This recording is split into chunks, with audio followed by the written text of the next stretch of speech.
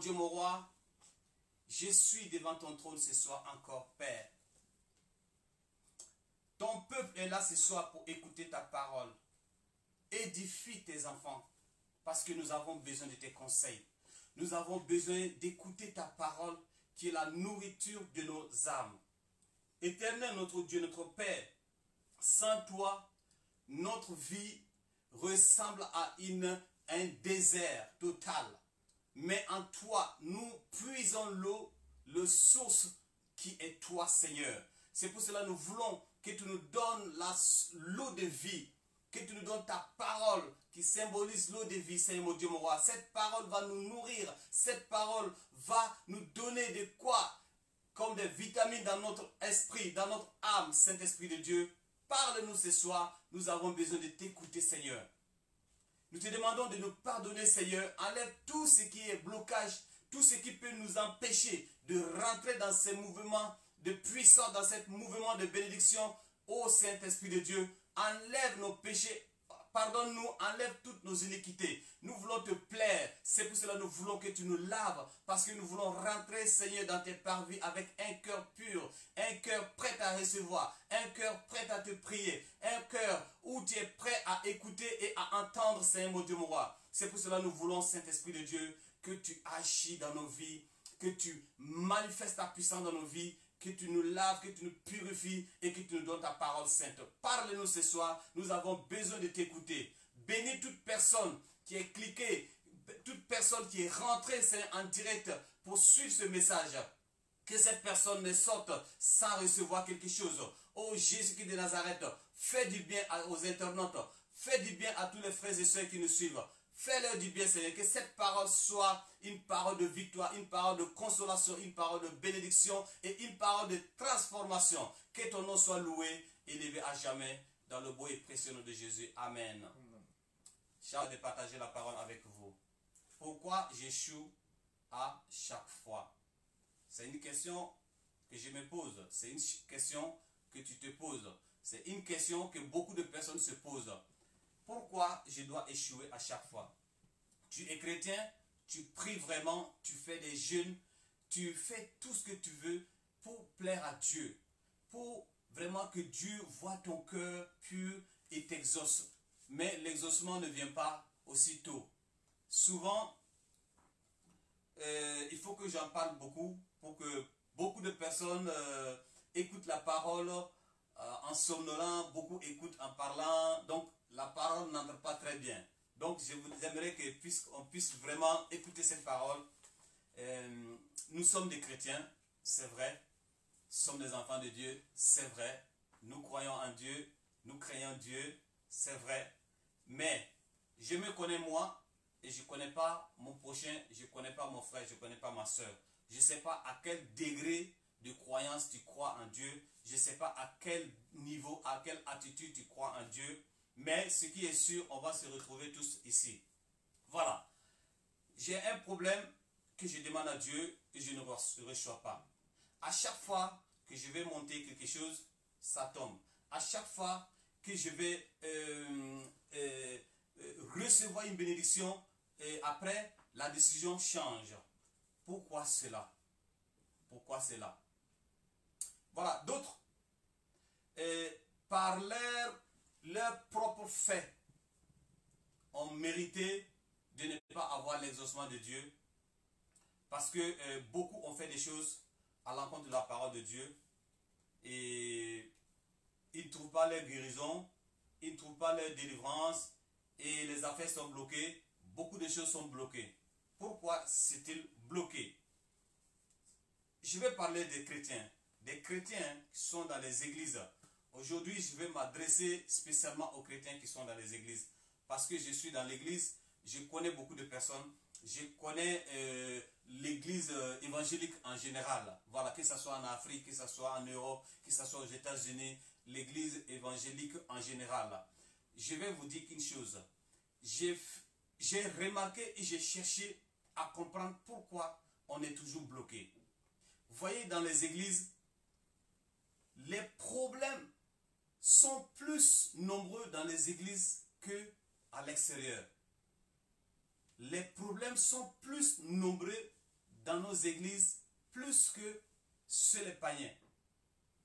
Disons, nous sommes dans une église et nous voyons beaucoup de choses qui se passent.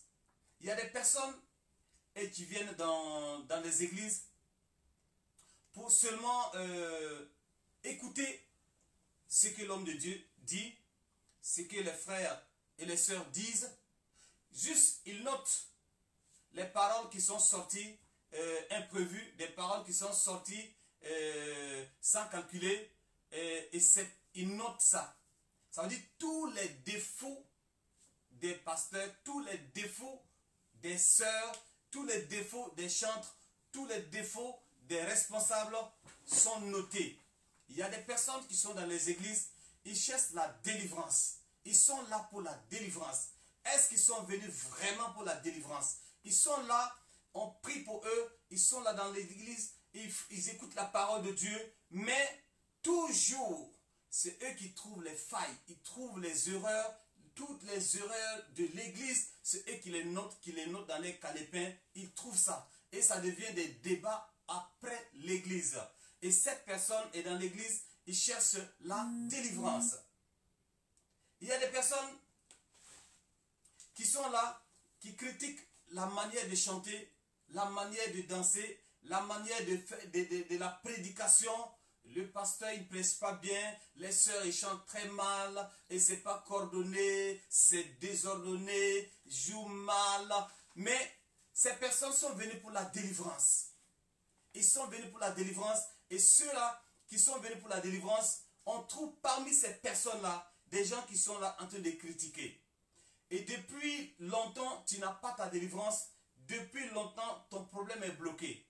Mais quand tu viens dans une église, c'est pour que Dieu puisse briser cette blocage, cette malédiction qui est sur toi et que tu ne puisses pas avancer et que tu échoues tout le temps. Mais quand tu rentres dans la présence de Dieu, tu dois te mettre au sérieux, tu dois t'effacer pour laisser Dieu agir en toi. Tu dois enlever tout péché, toute pensée négative, toute murmure, toute critique pour écouter la parole de Dieu. Il faut que la parole de Dieu ait une place dans ton cœur pour que tu sois délivré. Il faut que la parole de Dieu ait une place dans ton cœur, dans ton âme, pour que ton âme soit délivrée. Beaucoup de personnes le font. Il y a des personnes, comme Jésus le dit souvent, cette maladie est pour la gloire de Dieu. Cette maladie est pour la gloire de Dieu. Vous voyez, il y a des personnes qui sont là. Leur délivrance fera du grand bruit. Leur délivrance fera un grand bruit. Parce que Dieu va utiliser cette délivrance pour glorifier son nom. Il y a des personnes comme ça. Mais il y a des personnes qui sont parties acheter même la maladie ou bien la malédiction avec son argent. Et ils la portent. Mais quand arrivé à l'église, au lieu de chercher à être délivré, au lieu de chercher à avoir la guérison, au lieu de chercher la santé, au lieu de prier, s'humilier devant Dieu, demander de faire des prières de supplication, demander à Dieu, il laisse la prière, il laisse les prières de supplication, il laisse les adorations. Leur travail, c'est les critiques. Leur travail, c'est voir comment les gens font à l'église. Et puis, c'est ça le débat après l'église. Et tu veux la chanter, tu veux la guérison. Est-ce possible? Parce que dans la présence de Dieu, on est venu pour louer. Par exemple, nous sommes en train de prêcher la parole de Dieu. Et il y a des frères et sœurs qui me suivent, qui m'écoutent. On n'est pas là pour s'amuser, on n'est pas là pour rire, on n'est pas là pour faire n'importe quoi. On est là pour écouter la parole de Dieu. On est là pour être instruit. On est là pour que la parole de Dieu puisse avoir une place dans notre cœur. Et voilà que beaucoup de personnes viennent juste pour s'amuser. Mais déjà que tu viens pour s'amuser, mais tu as un problème. Et le problème n'est pas résolu et tu viens seulement, c'est pour s'amuser. Occupe-toi de ton problème. Parce qu'il y a des personnes, leur problème est un problème qui n'est pas un problème. Un problème qui n'est pas un problème dans leur vie. Parce qu'ils ne sont jamais fâchés de leur situation. Ils sont contents, ils s'amusent même avec leur situation. Le problème qui les ronge les rend fiers. Donc, ils ne veulent même pas quitter ce problème-là. Donc, ils ne se mettent pas au sérieux pour quitter le problème. Alors que Jésus a dit, en mon nom, vous allez marcher sur les serpents. À mon nom, vous allez faire des miracles. Mais vous prenez le nom de Jésus pour vous amuser avec. Vous êtes à l'église, toutes les erreurs, c'est vous qui voyez. Il y a d'autres qui sont là. Les gestes du pasteur, tu parles, tu fais des gestes, tous les gestes sont calculés. Et pour dire non, tu ne voyais pas qu'il jetait des mains comme ça, tu ne voyais pas qu'il fait comme ça, tu ne voyais pas qu'il levait sa main comme ça. Donc, ils sont là pour seulement le spectacle. Seulement voir comment les gens prêchent pour aller critiquer dehors. Voilà, donc, ces personnes-là ne sont pas venues pour chercher la délivrance. Si tu es venu pour la délivrance, tu es venu plaider. Tu es venu parler à ton Dieu. Tu es venu pleurer devant ton Dieu. Et les murmures là, tu dois les mettre de côté. Même ceux-là qui prient pour vous, vous les critiquez. Ceux-là qui vous imposent les mains, vous les critiquez. Et vous voulez la guérison de ces mêmes, passant par ces mêmes personnes. Dieu nous a oint pour bénir. Dieu nous a oint pour briser la malédiction. Et on a déjà vu des preuves. Dieu a fait beaucoup de miracles. Dieu a guéri beaucoup de personnes. On a vu des preuves. Mais d'autres personnes se lèvent encore contre ces hommes de Dieu. Ces mêmes personnes qui vous ont délivré, vous êtes contre ces mêmes personnes. Voyez comment la vie est bizarre. Chrétiens, chrétiennes, nous devons faire attention. Si nous sommes dans les églises, si nous sommes dans la présence de Dieu, si nous sommes dans les assemblées de Dieu, c'est pour chercher la face de Dieu. Ce n'est pas pour se critiquer, ce n'est pas pour se minimiser, ce n'est pas pour se mettre au plus bas, ce n'est pas pour nous ridiculiser. C'est pour servir Dieu, mes frères et sœurs. Pensez à cela. Nous allons lire dans Malachie 3, versets 7 à 9. Je vais demander au frère Kevin de lire cette partie. Malachie 3, 7 à 9. C'est bon? Oui. Dès l'époque de vos ancêtres, vous étiez écartés par des prescriptions, vous ne les avez pas respectées. Revenez à moi, et je reviendrai à vous, dit l'Éternel, le Maître de l'univers. Et vous dites, en quoi devons-nous revenir? Un homme peut-il tromper Dieu? En effet, vous me trompez et vous dites, en quoi t'avons-nous trompé? Amen. Voyez, depuis les temps, je vais lire la version, la Bible, la Sainte Bible. Depuis les temps de vos pères, vous vous êtes écartés de mes ordonnances, vous ne les avez point observées. Revenez à moi et je reviendrai à vous, dit l'Éternel des armées, et vous dites, en quoi devons-nous revenir? En quoi devons-nous revenir? Vous voyez? On les a dit que vos pères ont trompé, vos pères vous ont écarté des ordonnances de Dieu. Et ils ne reconnaissent même pas qu'ils ont fait des péchés. Ils ne reconnaissent même pas qu'ils ont fait des erreurs. Il y a des personnes comme ça qui sont dans les églises. Quand on prêche, ils ne reconnaissent même pas leurs torts. Ils disent que le pasteur connaît mon problème. Il parle de moi. Il parle de moi. Donc, ils ne reconnaissent même pas les torts. Parce que les pères ont fait des erreurs et les erreurs sont tombées sur eux. Et voilà que la parole de Dieu nous explique dans le verset 8, carrément. Lis dans le verset 8, nous allons voir. Verset 8. Oui. Un homme peut-il tromper Dieu? Un homme peut-il tromper Dieu? Personne ne peut tromper Dieu. Vous pouvez tromper le pasteur, vous pouvez tromper le frère, vous pouvez tromper la soeur, vous pouvez tromper votre maman ou bien votre père. Mais vous ne pouvez pas tromper Dieu. Vous pouvez tromper tout le monde, mais vous ne pouvez pas tromper Dieu. Dieu connaît, il sait, il connaît qui tu es, il sait qui tu es. Et nous continuons la lecture. En effet, vous me trompez et vous dites, en quoi t'avons-nous trompé? En effet, vous trompez Dieu et vous demandez en quoi? Parce que j'ai tout fait. Je prie le matin. Et je lis la Bible. Je n'insulte personne. Je crois en Dieu. Je fais ce qu'il faut faire. Je prie. Je gêne. Je fais tout ce que je fais. Mais en quoi? Où est le problème? Où est le blocage? Écoute le blocage. Dans les dîmes et les offrandes. Dans les dîmes et dans les offrandes. Vous êtes frappé par la malédiction et vous me trompez. Et vous me trompez, la nation tout entière. Recommence, s'il te plaît. Écoutez Dans très bien. les dîmes et les offrandes.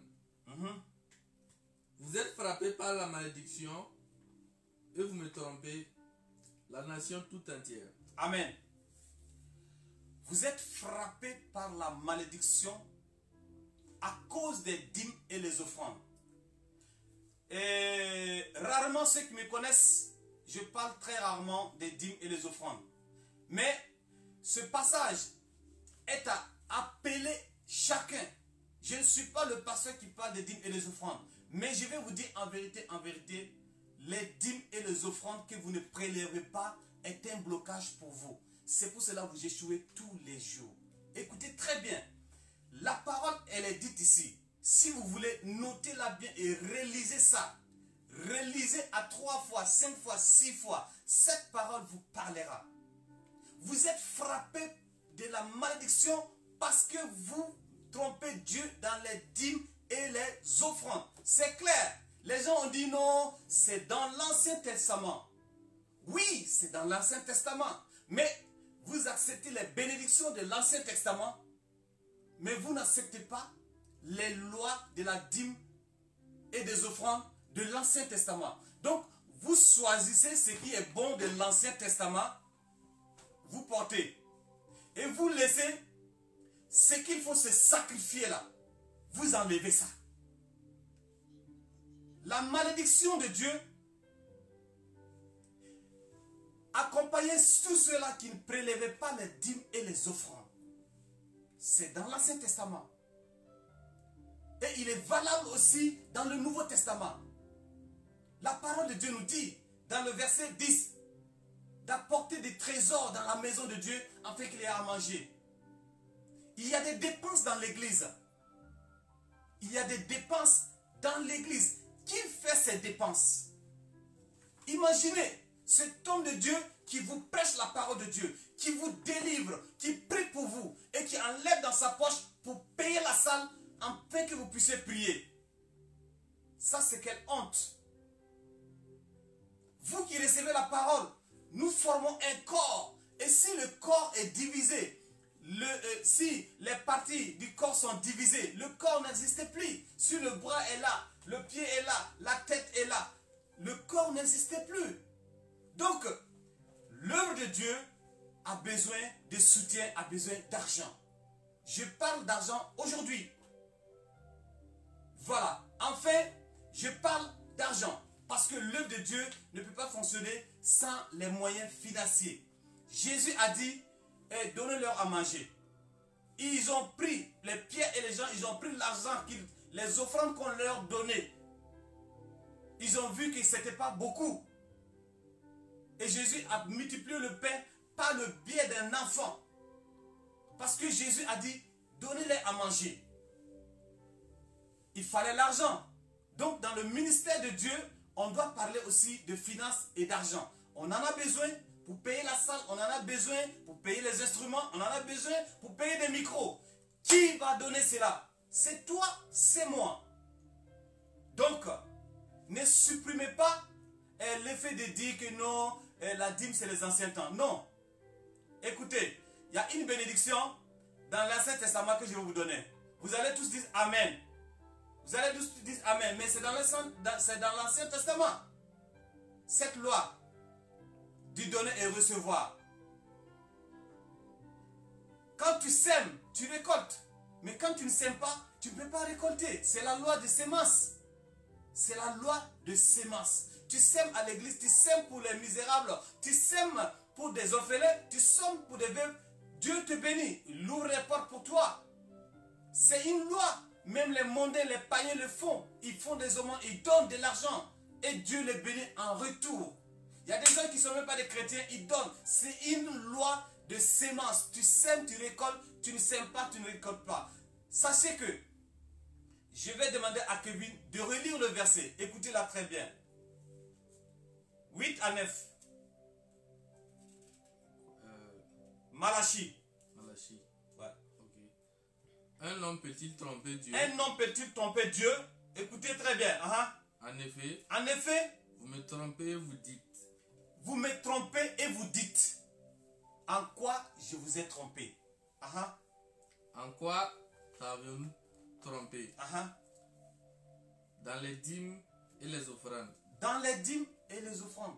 Nous, on pense tromper Dieu. Quand on donne les dîmes et les offrandes, on n'est pas là pour fouiller, on n'est pas là pour regarder. Mais vous savez ce que vous donnez. Vous trompez Dieu. Vous trompez Dieu. C'est pas au pasteur, c'est pas au diacre. Vous trompez Dieu, vous-même. Dans votre conscience, vous trompez Dieu. Et voilà. Vous êtes frappé par la malédiction. Vous êtes frappé par la malédiction. Beaucoup ont une malédiction parce qu'ils ne le font pas. Je ne prêche pas de n'importe quoi, je prêche la parole pure. Celui qui aime cela, tant mieux. Mais la vérité, je vais vous le dire. Tout dépendra de vous. Si vous faites l'œuvre de Dieu négligemment, vous êtes aussi béni négligemment. Donc, beaucoup de personnes sont en train de parler des dîmes et des offrandes. Beaucoup de personnes, quand ils rentrent dans une église, on dépose le panier, le prochain dimanche, il ne revient plus. Dès qu'on pose le panier, ils sont frustrés. Dès qu'on pose le panier, ils sont énervés. Quand tu travailles, tu peux le faire. Mais si tu ne travailles pas, tu ne peux pas le faire parce que tu ne travailles pas. Mais quand tu travailles, il faut le faire. Il y a des gens qui sont fiers, très contents de le faire. Et Dieu fera une différence entre ces personnes et ceux qui ne donnent pas. Parce que quand tu sèmes, tu récoltes. Quand tu ne sèmes pas, tu ne peux jamais récolter. Donc, pourquoi j'échoue chaque fois? Pourquoi j'échoue à chaque fois? Parce que je trompe Dieu. Mais tu ne trompes pas un homme. Tu ne trompes pas ton mari. Tu trompes Dieu. Mais Dieu qui voit dans le secret connaît que tu le trompes. Règle ta vie avec Dieu.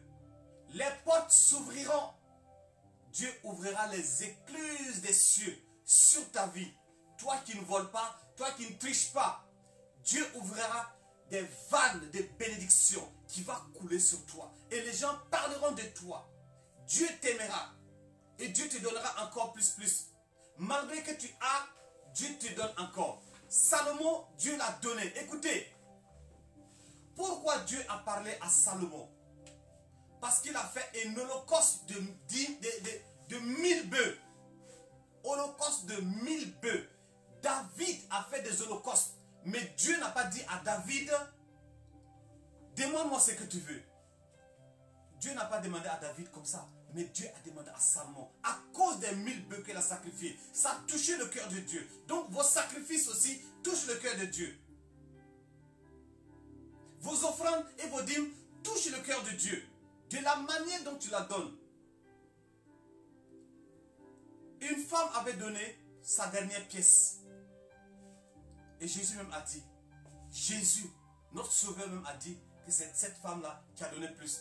Mais peut-être ce jour-là, il y a des gens qui ont donné 10 000. Il y a des gens qui ont donné 20 000. Mais elle a donné qu'une pièce. Sa dernière pièce qu'elle devait prendre pour payer les beignets ou bien payer de l'huile pour préparer. C'est ça qu'il a pu mettre dedans.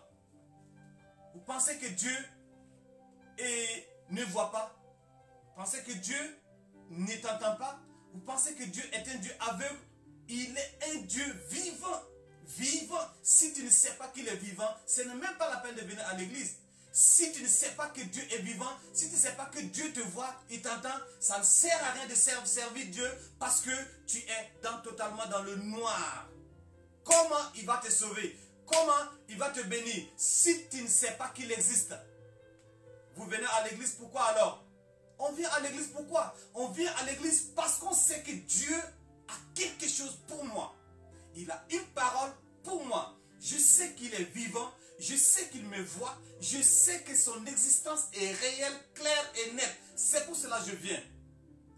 Pourquoi aller servir une montagne? Il y a des gens qui partent prier dans les montagnes. Il y a des gens qui partent servir des arbres. Moi, je vais aller m'agenouiller devant un arbre. Pourquoi? Je sais que l'arbre, c'est les feuilles et le tronc et le bois. Il n'y a rien de plus. Comment aller me prosterner devant un marigot au bord de la mer, tout ça, tout ça. Il y a quoi dans la mer? Il n'y a que de l'eau. Pourquoi aller dans les tombes, tout ça, faire des nyama comme ça, et ça, c'est ramener la malédiction sur sa vie, pendant qu'on a un Dieu vivant. On parle de lui tous les jours. Jésus-Christ de Nazareth, il est le sauveur de l'humanité. Il te sauve, il te guérit gratuitement, sans un franc. Il ne prend pas. Mais on laisse ce Dieu-là pour aller servir d'autres dieux. Parce que là, le diable, il est très rapide dans ses mystiques pour te mystifier, pour te détourner de la vérité, pour te détourner de la face de Dieu. Mes frères et sœurs, il y a des gens qui ont donné 5 000 euros, 10 000 euros au marabout. Il y a des gens qui ont donné 10 000 euros, 15 000 euros, 20 000 euros au marabout. On dit à l'église, un problème de 100 euros, ils ne veulent pas enlever. Parce que le pasteur n'a pas dit, tu mourras. Si tu ne donnes pas, tu mourras. Il y a des gens comme ça. Il y a des pasteurs comme ça. Ils te disent, ah, les mois qui viennent là, il faut faire attention. Hein. Si tu ne fais pas une offrande pour que je prie pour toi, ça va être grave. Il y a des pasteurs comme ça. Mais quand vous avez un pasteur qui est simple, vous marchez sur lui, vous ne connaissez pas son importance, vous allez connaître son importance. Très bientôt, très bientôt, très bientôt, cette vidéo va durer des années et des années. Je vous assure, vous regarderez cette vidéo aujourd'hui. Ceux qui élèvent le nom de Dieu, c'est ceux-là que Dieu bénisse. Ceux qui prient Dieu et qui craignent Dieu, c'est pour ces personnes que Dieu revient sur la terre. Tu as observé tous les commandements. Voilà, ils ont dit ici, en quoi nous avons trompé Dieu. Ils ont cru qu'ils ont tout fait. Ils prient, ils nettoient l'église, ils balayent l'église, ils donnent des costumes au pasteur, ils nettoient sa voiture, ils font tout. Ils font toutes les bonnes choses. Mais ces personnes ont posé la question, en quoi nous avons trompé Dieu? En quoi? Parce qu'ils ont cru que tout était ok. Alors que tout n'était pas ok. Ils voulaient Dieu dans les dîmes et les offrandes. Il fallait faire cela. Et à cause des dîmes, des offrandes, la malédiction est tombée. Lisez jusqu'à la fin. La malédiction les a touchés. Parce qu'ils voulaient Dieu. Frères et sœurs, pourquoi tu échoues tous les jours? Tu as fait toutes les bonnes actes. Tu as jeûné 21 jours. Tu as jeûné 40 jours. Tu t'es sacrifié pour Dieu. Mais est-ce que tu prélèves tes dîmes et tes offrandes? Pose-toi la question. Relis ce passage et pose-toi la question. Frères et sœurs, je ne vous mens pas. Je ne prêche pas pour que vous me donnez l'argent. Je ne prêche pas pour que vous venez déposer l'argent. Je ne suis pas de ces gens. Moi, je sers Dieu et moi-même, j'ai envie d'investir dans le ministère de Dieu. Je veux ma bénédiction personnelle aussi. J'ai envie d'investir. Moi-même, j'investis mes dîmes et mes offrandes. J'investis dans la maison de Dieu pour que Dieu me bénisse en retour. Je dois s'aimer. Et très bientôt, Dieu va nous ouvrir les portes. On va continuer à s'aimer. S'aimer en Afrique, s'aimer partout. Là où il y a des troubles, on va s'aimer pour que le nom de Dieu soit glorifié. Frères et sœurs, il ne suffit pas de suivre des hommes de Dieu, de suivre au Nigeria, de suivre en Inde, de suivre en Chine, qu'il y a un grand pasteur, il y a un grand pasteur, mon problème est bloqué, tu es parti là-bas, ça n'a pas changé. Tu es parti au Burkina, ça n'a pas changé. Tu es parti au Mali, ça n'a pas changé. Tu es parti au Ghana, ça n'a pas changé. Pose-toi la question, pourquoi j'échoue tous les jours? Voilà pourquoi tu échoues. C'est là. Lis la Bible. C'est pour cela que tu échoues. Parce que tu voles Dieu. Et toi, il y a beaucoup de personnes, même, qui encouragent les autres, les voisines et les voisins à l'église, de ne pas donner. Si tu entends ce message, ne te déconnecte pas. Hein. Je vais aller jusqu'au bout. Il ne faut pas te déconnecter. Je vais te dire la vérité. Parce que je veux que tu puisses changer. Toi qui ne donnes pas ta dîme et tu empêches les autres de donner la dîme. Tu penses que tu peux arrêter l'œuvre de Dieu. Tu ne pourras jamais arrêter l'œuvre de Dieu. Si c'est Dieu en réalité qui a mis son ministère, tu ne peux pas. Quelle qu'en soit ta ruse, tu ne peux pas. Écoute, prélève ta dîme et tes offrandes. La malédiction est là. Je ne vais pas dire que tu es maudit. Je ne dirai pas. Mais c'est la Bible qui nous dit de prélever la dîme et les offrandes. Vous dites qu'il est dans l'Ancien Testament. Ok. Nous allons lire dans Ésaïe 45, verset 3. Ésaïe 45.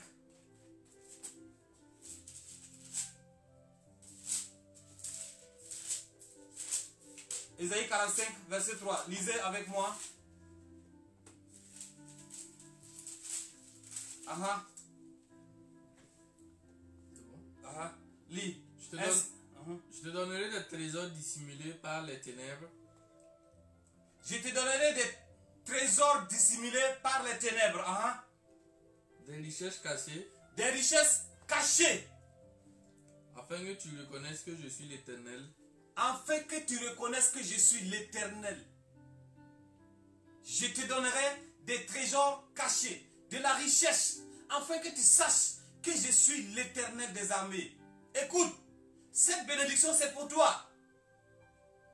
C'est pour toi cette bénédiction. Mais c'est quand tu vas offrir les dîmes et les offrandes que Dieu te montrera les trésors cachés. Et quand tu vois Dieu, comment il va te bénir, comment tu seras délivré, comment il va te bénir, comment il va te transformer. Tu cherches la délivrance depuis des années, tu cherches la guérison depuis des années, tu échoues tous les jours. Si tu veux créer une association, tu échoues. Tu veux créer une entreprise, tu échoues. Parce que tu voles Dieu. Si vous allez croire, croyez. Si vous n'allez pas croire, ne croyez pas. Ce n'est pas mon problème. Mon problème est de te dire la vérité. Si tu veux, change. Paie ta dîme et tes offrandes. Les gens me critiqueront. Les gens diront que non, ils parlent des dîmes et des offrandes. Ça, c'est l'Ancien Testament. Si vous suivez ces pasteurs, vous allez perdre. Ces hommes de Dieu vous diront que les dîmes ne doivent plus être prélevées. Mais ils vont vous soutirer plus que la dîme. Ils vont vous prélever plus que la dîme. C'est ce que vous oubliez. Vous oubliez qu'ils vont vous prélever plus que la dîme. Mais de préférable, je vous encourage de donner vos dîmes et vos offrandes à Dieu. Et non remettre ça aux hommes de Dieu. Donnez ça à Dieu. Sinon, vous allez donner plus que la dîme. Vous allez donner plus que la dîme. À ces personnes qui vous ont dit de ne pas donner la dîme. Faites attention. Ne ratez pas le ciel à cause de cela. Jésus a dit qu'il n'est pas venu pour abolir la loi. Faites attention. Ne rentrez pas dans la ruse du Satan. Parce que tu as envie de ne pas donner. Toi-même, tu ne veux pas donner. Et tu gagnes quelqu'un. Tu trouves quelqu'un qui te dit, non, la dîme, c'est dans l'Ancien Testament. Qu'est-ce que tu vas dire? Oh, gloire à Dieu. Donc, j'ai jeté mon argent à la fenêtre. J'ai jeté mon argent. Ah, ce pasteur-là m'a sauvé.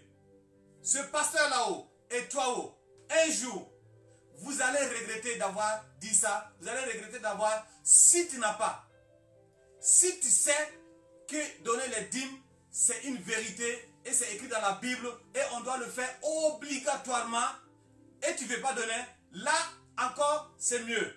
Là, tu peux parler avec Dieu pour demander pardon, il va te pardonner. Mais si tu enlèves cette loi dans la Bible, si tu enlèves cela, tu dis la dîme n'est pas donnée, tu auras un problème avec Dieu. Peut-être que le ciel, tu n'iras même pas.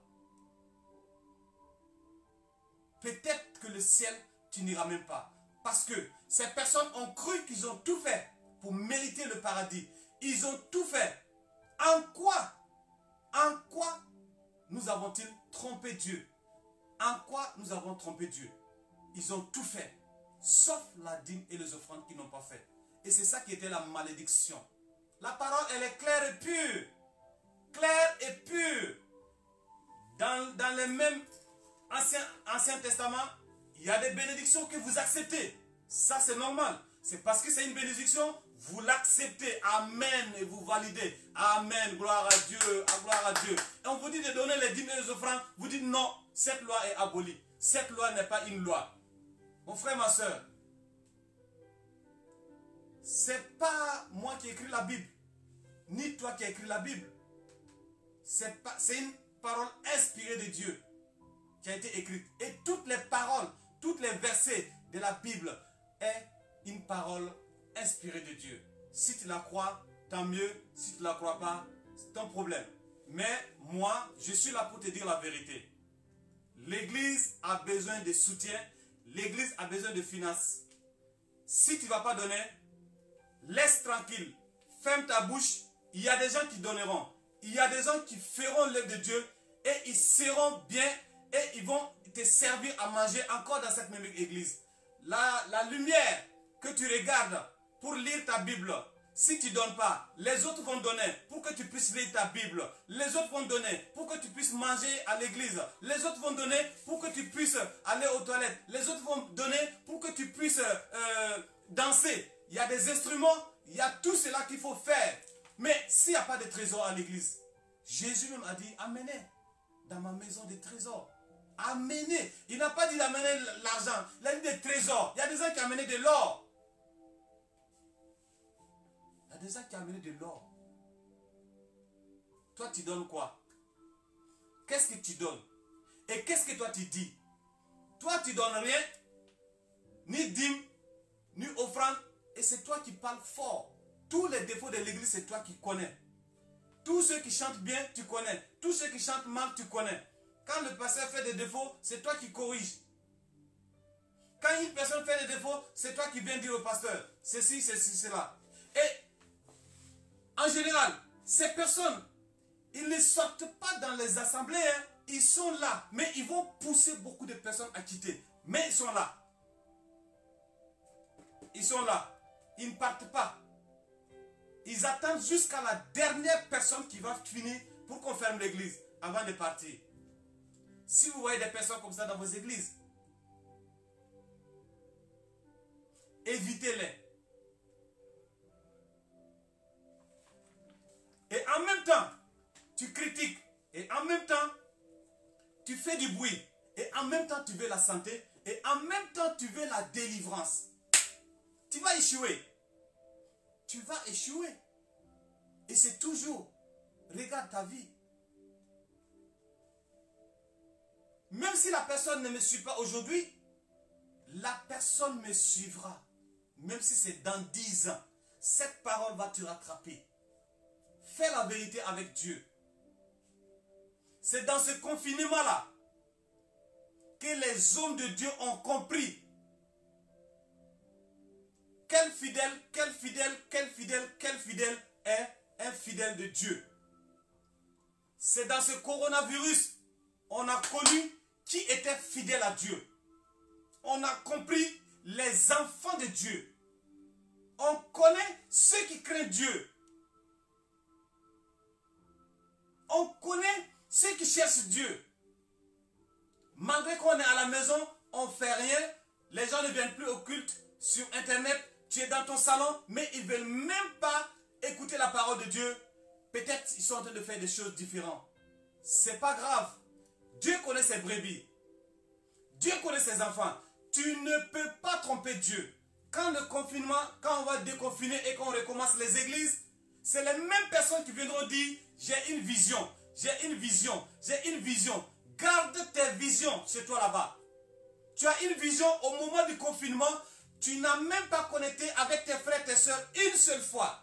Et tu viens me donner des visions. Garde tes visions. C'est mieux même que tu restes à la maison ou tu changes d'église. Et par là où tu iras, ça sera pareil. On te fera pareil. Pareil. Venez, on va vous délivrer. Vous avez besoin de délivrance. Vous avez besoin de délivrance. Acceptez qu'on vous délivre. Ne dites pas j'ai des visions. Accepte qu'on vous... C'est des visions maléfiques. Acceptez qu'on vous délivre. Acceptez qu'on vous délivre. Vous ne voulez pas écouter la parole de Dieu. Vous ne voulez pas écouter la vérité.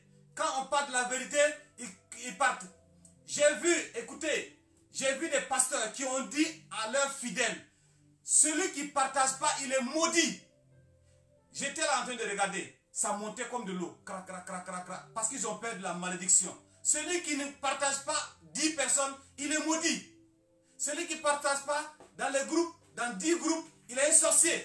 C'est des hommes de Dieu, des soi-disant hommes de Dieu qui disent ça. Mais c'est ce que les gens aiment. Ils aiment courir dans le faux. Ils aiment courir derrière les faux. Ils aiment courir derrière les faux. Et quand les vrais arrivent, ils ne veulent même pas écouter la parole de Dieu. Tu te trompes. C'est pas Dieu que tu trompes, mais c'est toi-même que tu te trompes. En quoi j'ai fait? En quoi j'ai désobéi? En quoi j'ai désobéi? Moi, je ne sais pas comment tu as désobéi, mais Dieu sait comment tu as désobéi. Dieu sait comment tu l'as trompé. Moi, je ne sais pas comment tu as trompé Dieu, mais Dieu sait comment tu l'as trompé. Tu ne prélèves pas ta dîme, parce que quand tu prélèves la dîme, c'est comme si ton cœur était arraché. Tu arraches ton cœur. C'est comme ça que Jésus a arraché son cœur pour toi. C'est comme ça que Jésus est rentré dans le tombeau, dans le tombeau pour toi. Son sang a coulé pour toi. Il a saigné pour toi. Et toi, tu ne veux pas enlever la dîme parce que ça fait mal d'enlever la dîme. Hypocrite et ingrat. Tu ne veux pas soutenir l'œuvre de Dieu. Et tu encourages aux autres de ne pas le faire. Que les pasteurs sont devenus des voleurs, des faux. Ce n'est pas tous les pasteurs. Ce n'est pas tous les pasteurs. Ce n'est pas tous les évangélistes. Les faux sont faux et les vrais sont vrais. Si Satan a ses enfants sur la terre, Dieu aussi a ses enfants sur la terre. Les faux à part, les vrais à part. Vous les connaîtrez et la vérité vous affranchira. Ne mettez pas tout le monde dans le même sac. Ne mettez pas tout le monde dans le même sac. Je n'ai pas beaucoup de vues parce que j'ai dit la vérité. Je n'ai pas besoin de 1000 vues pour savoir que je suis un homme de Dieu. Je vous dis la vérité. Si vous voulez, partagez. Si vous ne voulez pas, laissez. Ce n'est pas grave. Même si c'est une seule personne qui l'a vu. Mais je remercie tous ceux-là qui sont en train de suivre actuellement. Vous êtes des enfants de Dieu. Que Dieu vous bénisse. Que Dieu vous bénisse. Que Dieu vous ouvre les portes. Essayez de faire prélever la dîme et les offrandes. Vous allez voir ce qui va se passer dans votre vie. La France est dure, mais vous en sortirez. Vainqueur. Vous en sortirez vraiment vainqueur. Au nom de Jésus. Une sœur était avec moi ici. J'ai commencé sa délivrance. Un pasteur a dit non, là où tu vas, est-ce qu'on te demande la dîme? Elle dit oui. Que la dîme est bannie. Il n'y a plus la dîme, il n'y a plus la dîme. Elle a pris ses bagages, elle est partie. Elle a arrêté la délivrance. Le démon est en train de le torturer, dans le tourner. Elle donne plus que la dîme. Mais elle a honte. Vous allez fuir. Pasteur Michael, c'est Midi France. Mais vous allez aller là où on va vous tordre le cou. Là où on va vous caresser. On va vous caresser et on va vous tuer. Créez Dieu, mes frères et sœurs. Nous allons progresser. Nous allons lire dans Hébreux 10, versets 38 à 39. Là-bas, il a dit quoi? Lisons. Hébreux 10, 38, 39. Et le juste vivra par la foi. Le juste vivra par la foi. Mais s'il revient en arrière, je ne prends pas plaisir en lui. Je ne prends pas plaisir en lui. Quant à nous, nous ne faisons pas partie de ceux qui reviennent en arrière pour leur tête. Voilà. Ce verset veut dire quoi? Nous qui sommes les enfants de Dieu, nous qui créons Dieu, nous n'allons pas reculer pour aller nous faire perdre. Nous sommes dans la lumière, sommes dans la vérité, on ne va pas reculer pour aller tomber dans la fosse. Il y a des gens dans les églises qui reculent. Ne les suivez pas. Ils tomberont dans les trous. Ne les suivez pas. Nous qui créons Dieu, continuons à aller de l'avant. Continuons à progresser. Continuons à avancer. C'est ça la volonté de Dieu. Si tu mets la main sur la charrue et tu regardes derrière, tu vas tout gâter devant toi. Parce que tu ne vois pas devant. Tu regardes derrière. Alors que tu tiens la charrue et tu laboures les plantes, tu vas gâter toutes les plantes. Malheur à ces personnes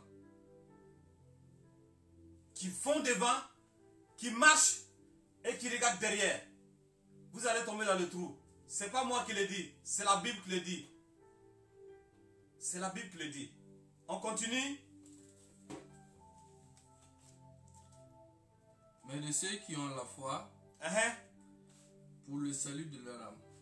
Mais ceux qui ont la foi pour le salut de leurs âmes.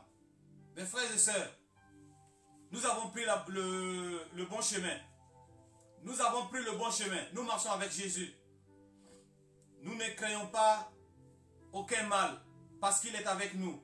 Même si nous marchons dans l'ombre de la mort, dans l'ombre de la vallée de la mort, nous ne craignons aucun mal parce qu'il est avec nous. Nous n'avons pas peur de tout ce qui va arriver. Nous croyons en Jésus et nous avançons. Ceux qui veulent reculer, reculez.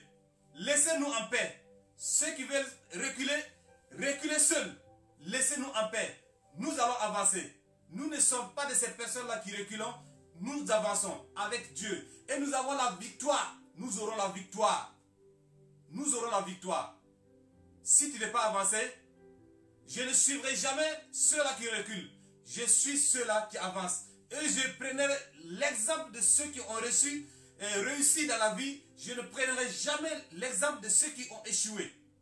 Ceux qui reculent sont ces personnes qui veulent prendre l'exemple de ceux qui ont échoué hier.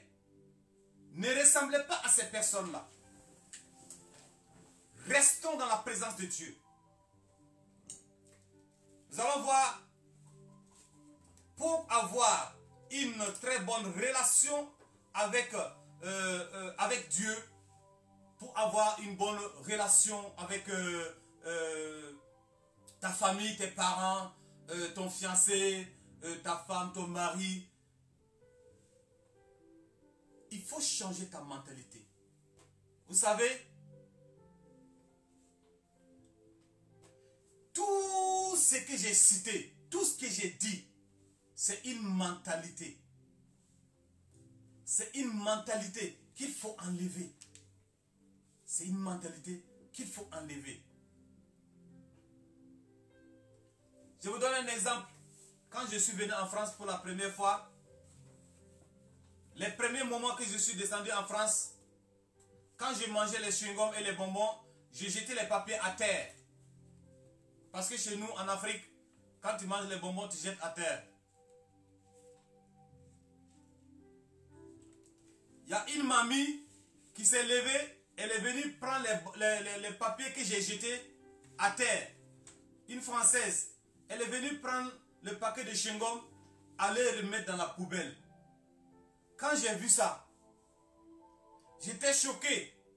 J'ai dit, mais ma mentalité, il faut que je l'arrête maintenant. Je ne suis plus en Afrique. Il faut que j'arrête cette mentalité. Manger les choses jetées à terre alors qu'il y a des poubelles. Moi, j'ai vu les poubelles, mais je m'en fous parce que je suis habité. C'est une mentalité qui est restée en moi. C'est une mentalité qui est restée en moi. Parce que j'ai l'habitude de jeter à l'extérieur. J'ai l'habitude de jeter partout. Mais arrivé en France, j'ai oublié de changer ma mentalité. Je suis resté africain. J'ai jeté tout par terre. Je faisais du n'importe quoi. Mais la mamie a pris le papier de bonbons à terre que moi j'ai jeté. Et m'a mis la honte. J'ai eu une honte. Et depuis ce jour, j'ai changé cette mentalité. Je mets dans mes poches. Et après, quand je vois une poubelle, je mets. Et je remercie cette mamie. Que Dieu te bénisse. Donc, nous sommes là, nous avons gardé notre mentalité. On a quitté le monde. Dieu nous a sauvés. Il nous a appelés. On est venu à l'église et on a gardé la mentalité de l'extérieur. On a gardé la mentalité païenne. On a gardé la mentalité du monde. Et on est assis à l'église avec cette mentalité. Et nous voulons la délivrance. C'est compliqué, mon frère. C'est compliqué, ma soeur. Toi qui m'écoutes en ce moment, change ta mentalité. Il faut s'ajuster. Change ta mentalité. On t'a dit que prélever les dîmes, c'est offenser Dieu. Dieu n'aime pas. Parce que Dieu est riche. Dieu peut tout faire. Dieu peut donner l'argent. Mais Dieu travaille avec nous. Nous sommes des ouvriers de Dieu. Nous sommes des employés de Dieu. Dieu travaille avec nous. C'est pour cela qu'il nous a choisis. C'est pour cela qu'il nous a appelés. Allez et faites toutes les nations mes disciples. Et c'est parce qu'il nous a chargés de faire ça. Et il a dit encore de ramener dans ma maison des trésors afin qu'il ait à manger. Mais pourquoi vous ne ramenez pas? Dans ma maison. Pourquoi vous n'amenez pas? Il n'y a que quelques-uns qui le font. Que Dieu vous bénisse. Je ne donnerai pas les noms, mais il y a quelques-uns qui le font avec bon cœur. Que Dieu vous bénisse, que Dieu vous élève et qu'il ouvre des grandes portes pour vous. Les écluses des cieux. Il y a beaucoup qui veulent le faire, mais ils ne travaillent pas. Que Dieu vous donne du travail. Il y a beaucoup qui veulent le faire, mais ils ne sont pas à mesure. Que Dieu vous donne. Que Dieu vous donne, que Dieu vous bénisse, que Dieu vous ouvre les portes, afin que vous puissiez faire l'œuvre de Dieu. Quand ça chauffe, on laisse seul à l'homme de Dieu. Parce que tu es la tête, toutes les charges tombent sur toi. Et c'est toi encore qui prie pour les malades. Écoutez, changez la mentalité. Quand on est assis sur une chaise, quand on est assis dans une église, il y a le ventilo qui souffle, il y a la musique, il y a les instruments qui sont en train de user, il y a les baffles qui sont en train de user. Ça, c'est que c'est de l'argent. Si vous ne voulez pas participer, laissez les gens faire. Ne parlez pas aux gens, n'encouragez pas aux gens de ne pas le faire. Parce que c'est une malédiction que vous êtes en train de tirer sur vous. Le verset est clair. Lisez-le à la maison, vous allez comprendre. Nous allons lire dans Matthieu 7, 24 à 27.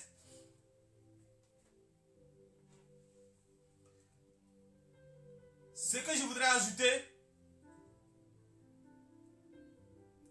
si tu as un fiancé ou une amie, un ami, que vous voulez marcher ensemble, que tu veux que Dieu bénisse votre union, que Dieu bénisse votre rencontre, que Dieu bénisse votre marche ensemble. C'est à l'homme de changer sa mentalité qu'il avait avant et à la fille de changer la mentalité qu'il avait avant afin que vous puissiez marcher ensemble. Si vous êtes dans cette relation, chez moi on ne fait jamais ça. Chez moi mon papa ne m'a jamais dit ça. Tu ne me parles pas de ça. Ma maman ne m'a jamais dit ça. Non. Quand tu veux te marier, il faut enlever la mentalité de ta famille là. Adaptez-vous à votre mentalité. Sinon ça ne marchera jamais. Beaucoup ont échoué 2, 3, 4, 5, 6 fois de relation, ça n'a pas marché. C'est juste une question de mentalité. C'est juste une question de mentalité. Changer la mentalité, c'est juste ça. C'est pour cela que je vous dis, Dieu attend que tu changes ta mentalité avant de te donner quelque chose de précieux. Dieu attend que tu changes ta mentalité avant de te bénir. Sinon, il aura fait du gâchis. Il aura fait des gâchis. Mais ce qui est sûr, Dieu n'est pas en retard. C'est nous qui sommes en retard. Dieu n'est pas en retard parce qu'il t'attend. Il t'attend avec un cœur ouvert. Il t'attend avec un cœur de miséricorde. Il est vraiment miséricorde. Il t'attend ma soeur. Il t'attend mon frère. Change ta mentalité. C'est juste ça. Change ta mentalité. La bénédiction est là. Mais si on te la donne, tu vas lapider. Tu vas dilapider.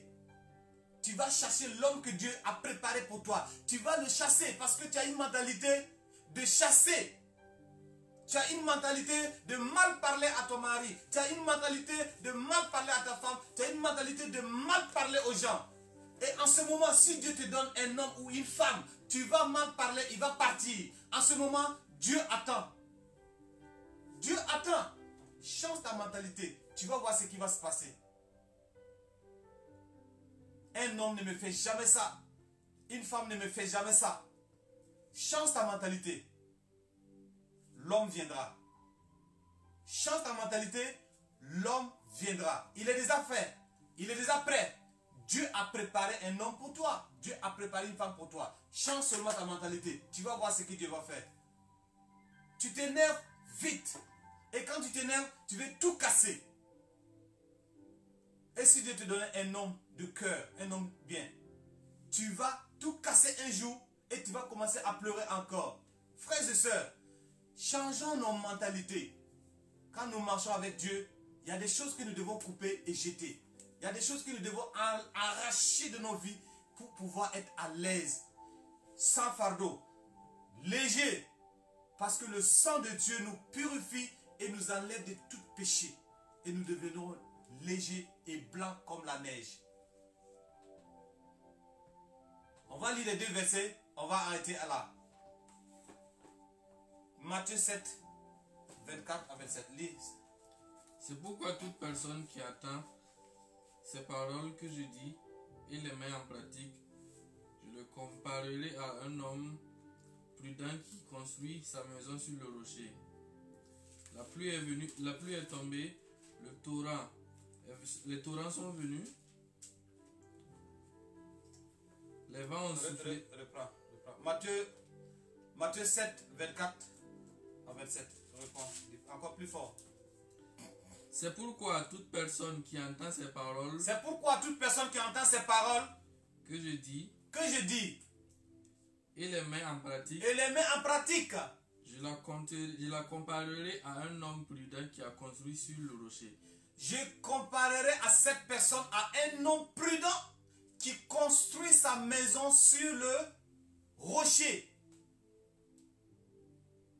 La parole de sagesse qu'on vous donne, celui qui écoute ces paroles et qui la conserve, Jésus dit, cette personne, je le compare à une personne prudente qui construit sa maison sur le rocher. La pluie est tombée. La pluie est tombée. Les torrents sont venus. Les torrents sont venus.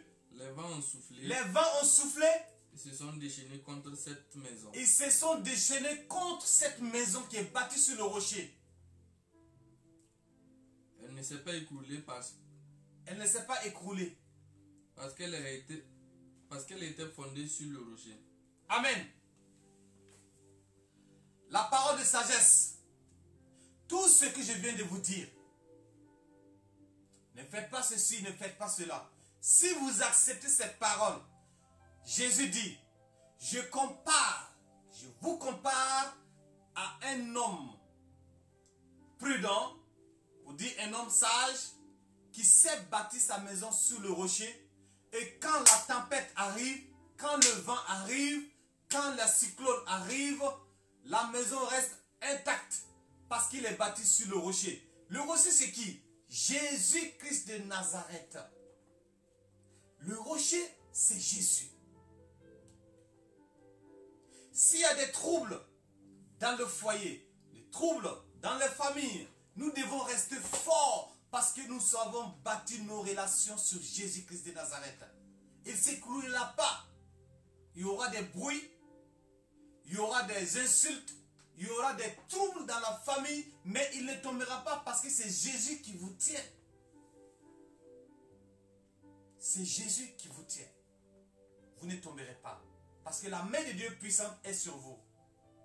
Lisons le dernier verset. Proverbe 4, 6 à 7.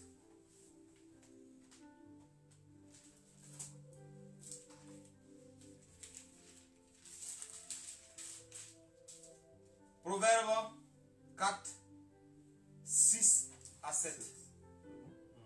Encore plus fort. Ne l'abandonne pas Ne l'abandonne pas. et elle te gardera. Elle te gardera. Aime-la Aime-la. et elle te protégera. Elle te protégera. Voici le commencement de la sagesse. Acquiert la sagesse avec tout ce que tu possèdes. Acquiert l'intelligence.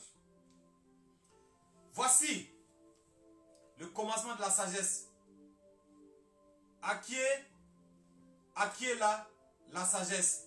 Avec tout ce que tu possèdes, acquiert l'intelligence. Ça veut dire, si tu peux vendre même ton bâtiment pour acheter la sagesse, il faut le faire. Si tu peux vendre ta voiture pour aller acheter la sagesse, il faut le faire. Parce que la sagesse te donne de résister.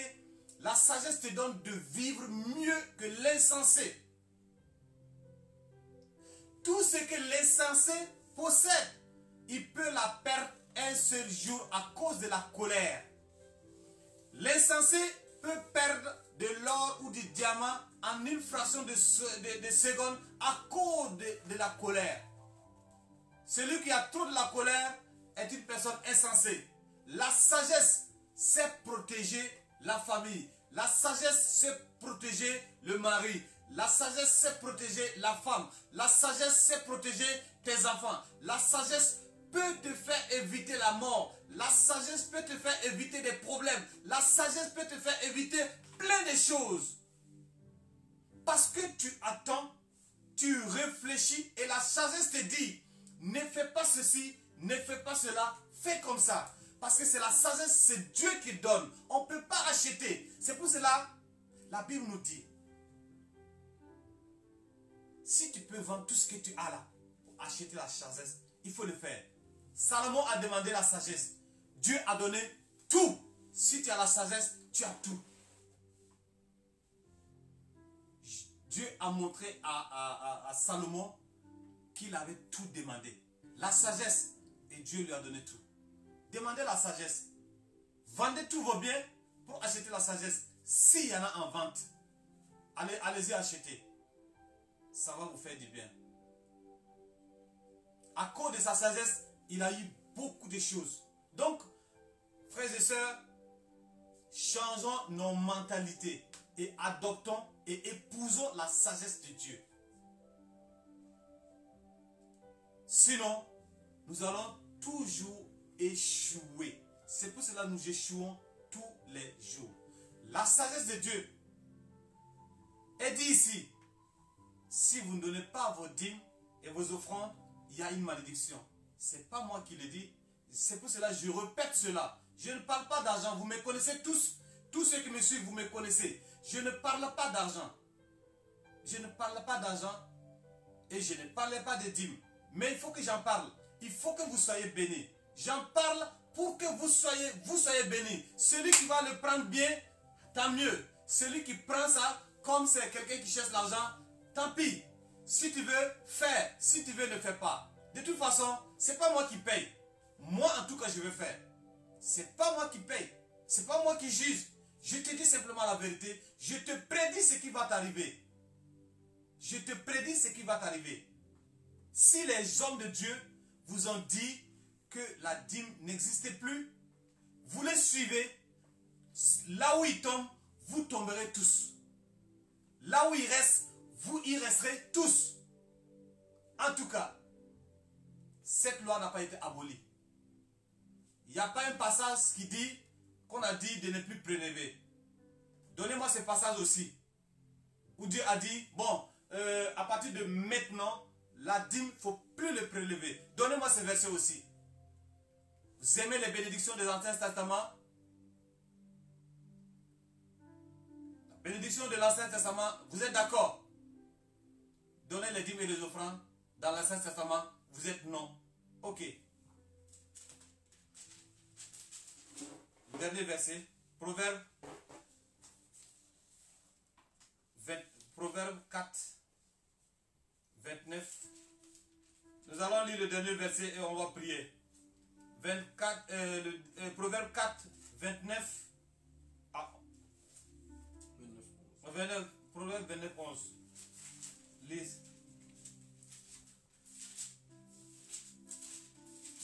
Proverbe 29, 11. C'est notre dernier verset. Et après quoi on va prier? On va prier ensemble. L'homme stupide affiche toute sa passion. L'homme stupide affiche tous sa passion. Tandis que le sage y met un frein. Tandis que le sage y met un frein. Quand deux personnes ne s'entendent pas dans une discussion, vous voyez, l'insensé s'emporte. Il casse les télés, il casse tout, il casse les vitres, il casse les bouteilles, tout ce qu'il a, il casse. C'est l'homme insensé. Mais l'homme sage, il met un frein. Il laisse l'insensé parler. Il laisse l'insensé crier comme il veut. Il laisse l'insensé sauter comme il veut, parler comme il veut. Et lui, il se tait. Il se tait. Le sage là, lui, il se tait. Il a raison haut. Il n'a pas raison haut. Il se tait. Mais l'insensé, il a raison haut. Il n'a pas raison haut. C'est lui qui crie fort. Donc, soyons des sages. Apprenons à accepter la parole de Dieu. Apprenons à encaisser la parole de Dieu. Même si elle fait mal, elle va te soigner. La chloroquine qui soigne le Covid-19, elle est très amère. Mais c'est devenu de l'or. C'est devenu de l'or. Pour voir et l'acheter, on n'en trouve pas en France. Mais elle est amère. La vérité et la sagesse sont amères. Elles ne sont pas données à tout le monde. La sagesse n'est pas donnée à tout le monde. C'est pour cela, Jésus dit, allez-y acheter. Si vous pouvez vendre tous vos biens pour aller acheter, faites-le. Ce n'est pas n'importe qui a la sagesse de Dieu. Demandez à Dieu, Dieu vous le donnera gratuitement. Comme il a donné à Salomon. Et vous êtes comblés de biens, vous êtes comblés de vie, comblés de tout ce que vous voulez. Que la grâce de Dieu vous accompagne. Vous qui écoutez cette parole et qui la validez dans votre cœur. Que quelque chose change dans votre mentalité. Que votre mentalité change automatiquement. Et que la bénédiction de Dieu vous accompagne. Je vais prier pour vous. Prince de paix. Ce soir, je suis devant ton trône. Avec tout le peuple qui ont écouté ce message que tu m'as donné, Prince de paix, je t'en supplie que cette parole ne soit passée aujourd'hui sans transformer les vies. Parce que ta parole est comme une épée à double tranchant. Tu rentres, il fait quelque chose. Éternel mon Dieu, mon roi, que cette parole me touche moi-même. Que cette parole touche aux frères et les sœurs, les internautes qui nous suivent. Que cette année, des années qui viendront, que cette parole puisse toucher et impacter des vies pour changer complètement leur mentalité. Tu nous dis de tout vendre pour aller acheter la sagesse. La sagesse, on ne la vend pas, Saint-Esprit de Dieu. C'est toi qui donnes. C'est toi qui donnes la sagesse. Donne-nous ta sagesse. Jésus-Christ de Nazareth. Donne-leur ta sagesse. Donne-leur de comprendre ta parole et de la valider, Saint-Esprit de Dieu. Manifeste ton pouvoir dans leur vie, Seigneur. Donne-leur des rêves. Donne-leur, Seigneur mon Dieu, mon roi, des songes. Donne-leur des visions. Donne-leur des révélations sur cette parole. Oh Jésus-Christ de Nazareth. Le monde est devenu bizarre. Des antichrists, des faux pasteurs, des faux enseignants sont en train de détruire le ministère, sont en train de détruire, déformer ta parole. Éternel mon Dieu, mon roi.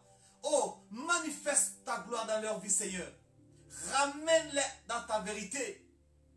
Satan a ses enfants, mais toi aussi tu as tes enfants. Jésus-Christ de Nazareth, que la vérité jaillit en nous, que ta lumière brille en nous, afin que le monde sache que nous sommes mis à part pour toi, Seigneur. Éternel mon Dieu, mon roi, bénis ces personnes qui ont écouté la parole. Bénis les, Seigneur mon Dieu, mon roi. Ouvre les portes des écluses des cieux dans leur vie, Seigneur mon Dieu, mon roi. Parce que tu m'as appelé et tu m'as oint pour délivrer la mentalité, pour délivrer des démons, pour délivrer de la maladie. Saint-Esprit de Dieu, par le pouvoir qui m'a été conféré, le nom de Jésus, brise cette mentalité maintenant. Le nom de Jésus brise toute âme et tout esprit qui bloque les gens, qui bloque les pensées, qui leur ramène au plus bas. Éternel mon Dieu, mon roi, agis. Manifeste ton pouvoir dans le beau et précieux nom de Jésus-Christ de Nazareth. Tu es merveilleux. Gloire à toi, Seigneur. Je t'en supplie que cette soirée soit une soirée de bénédiction, que tu transformes les vies, que tu donnes la santé à ceux qui n'en ont pas, que tu donnes la sagesse à ceux qui n'en ont pas, que tu donnes, Seigneur, la révélation aux gens de prélever leurs dîmes et les offrandes, Seigneur, pour rentrer dans ton plan merveilleux, afin que le blocage soit brisé, afin que beaucoup de personnes rentrent dans leur délivrance totale. Par ta puissance, tu as dit, Seigneur mon Dieu, mon roi, que ces personnes t'ont volé et c'est pour cela la malédiction est sur eux. Jésus-Christ de Nazareth, enlève cette malédiction. Pardonne à tes enfants. Ils vont commencer à le faire. Donne-leur la volonté et donne-leur, parle-leur dans leur cœur, Seigneur. Touche les cœurs afin que ton nom soit loué. Père, qu'ils ne restent pas dans l'obscurité, qu'ils ne restent pas dans le blocage à laquelle ils sont actuellement. Saint-Esprit de Dieu, manifeste ton pouvoir dans leur vie. Guéris leur âme, guéris leurs pensées, transforme leur vie, Seigneur. Donne-leur de croire à ta parole. Donne-leur un esprit qui reçoit et qui valide ces paroles dans leur cœur. Ton Esprit Saint est un esprit qui donne la vie, qui conseille, qui montre les failles, les trous, les pièges de l'ennemi, Seigneur mon Dieu, mon roi. Que ton esprit les accompagne, que ta puissance les accompagne, que ton sang précieux qui versé sur le calvaire les protège. Oh Jésus-Christ de Nazareth, merci pour ce que tu fais. Que ton nom soit loué dans le beau et précieux nom de Jésus. Amen. Amen. Je vais prier pour tous ceux qui sont malades. Tenez-vous bien. Dieu m'a révélé quelque chose. Tous ceux-là qui craignent Dieu en réalité, écoutez très bien, tous ceux-là qui craignent Dieu, Dieu veut faire quelque chose avec vous. Dieu veut changer votre situation. Dieu veut changer votre situation. Il y a très longtemps, vous avez pleuré. Il y a très longtemps, vous avez fléchi genoux. Il y a très longtemps, la maladie t'a malmené partout. Mais la puissance de Jésus, il y a un temps où ça te ronge. Il y a un temps où la puissance de Jésus brise cette maladie, brise cette malédiction, brise ce blocage dans ta vie. Ce soir, quelque chose va se passer dans ta vie. Si tu crois en réalité que Jésus est ressuscité du tombeau par la foi qui te ronge, cette maladie dans ton sang, cette maladie dans ta tête, cette maladie dans ton ventre, cette maladie qui est dans ton cœur, ce cancer, ces ulcères qui est dans ton ventre, je parle à ces maladies. Écoutez, je vous parle au nom de Jésus-Christ de Nazareth, celui-là qui est mort, ressuscité pour ses élus, pour ses enfants et pour l'humanité entière. Je parle au nom de Jésus-Christ de Nazareth. Esprit de maladie, tu libères les enfants de Dieu maintenant au nom de Jésus. Par le pouvoir de Jésus, par le nom de Jésus, tu libères les vies, tu libères les vies, tu libères la vie. La santé de Dieu descend maintenant. Que la santé de Dieu prenne la place. Que la vie de Dieu prenne la place. Ô Saint-Esprit de Dieu, tu nous as donné un esprit de force et de puissance. C'est pour cela que je parle aux esprits maintenant. Si tu es un esprit des eaux, esprit de mort, esprit de joug qui bloque, qui vole la bénédiction, qui vole les étoiles, qui vole toute bénédiction, toute richesse, toute santé des enfants de Dieu. Au nom de Jésus-Christ de Nazareth, je te menace, je te menace au nom de Jésus-Christ de Nazareth. Tu sors des corps, tu sors des corps, tu sors des corps Au nom puissant de Jésus, lâche, libère, lâche, libère. Par le nom de Jésus-Christ de Nazareth, l'onction brise le joug.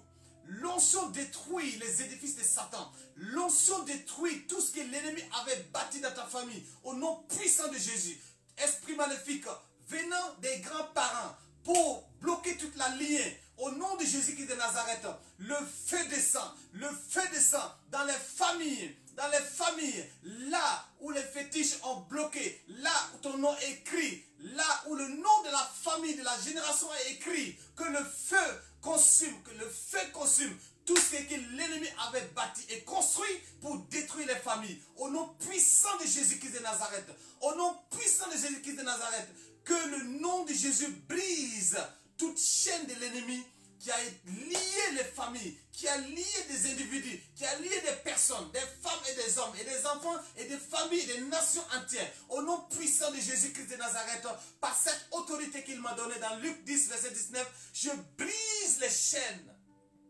Sortez des tombeaux maléfiques. Sortez des prisons maléfiques. Au nom puissant de Jésus-Christ de Nazareth.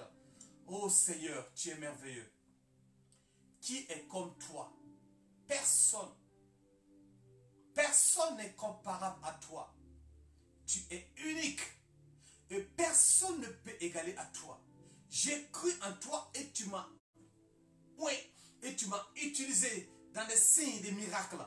Père, tu es le même hier, aujourd'hui et éternellement, tu n'as pas changé. Élie a parlé.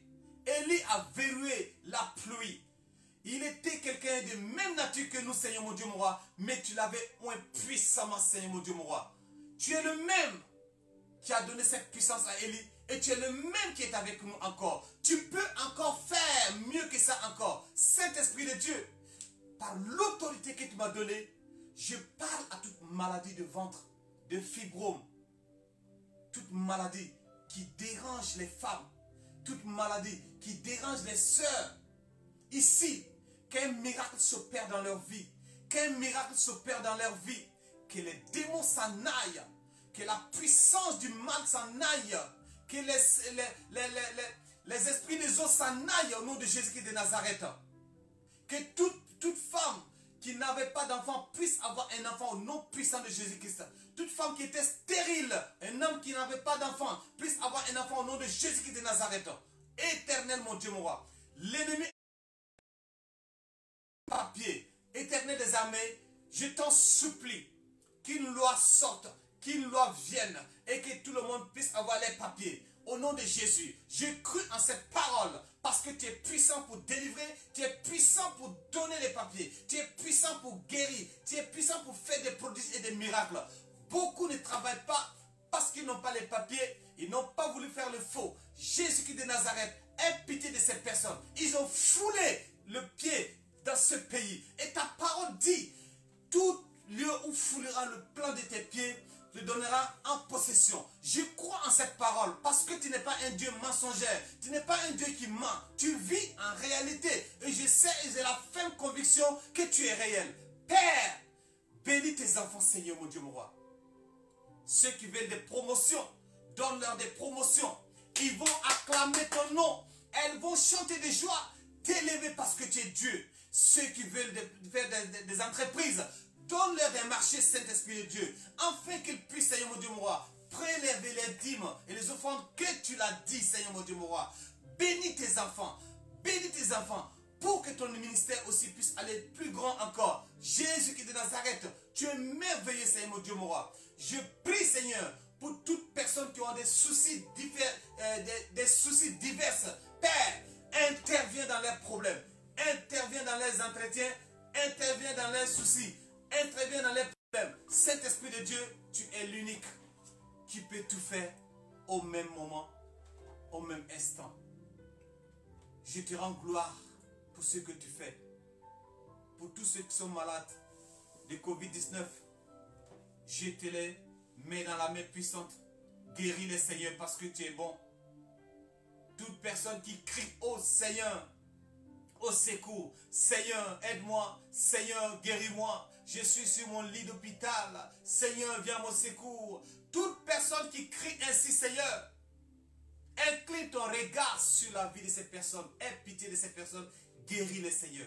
S'ils sont à la maison, guéris-les. S'ils sont dans les EHPAD, guéris-les. Seigneur, mon Dieu, mon roi, ta main n'est pas courte.